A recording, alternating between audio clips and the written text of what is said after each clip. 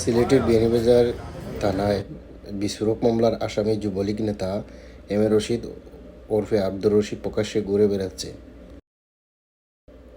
Sylhet metropolitan পুলিশের কোতোয়ালি থানায় 24 জুলাই আন্দোলনের পরবর্তীতে 7/11/2024 দায়েরকৃত মামলায় 44 নম্বর আসামি হলেন এই এম এ রশিদ।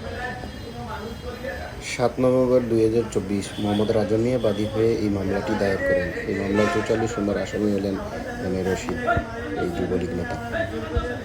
পুলিশের সাথে এম এ রশিদের এই দহরম মহরম জনমনে নানা প্রশ্ন তৈরি করেছে।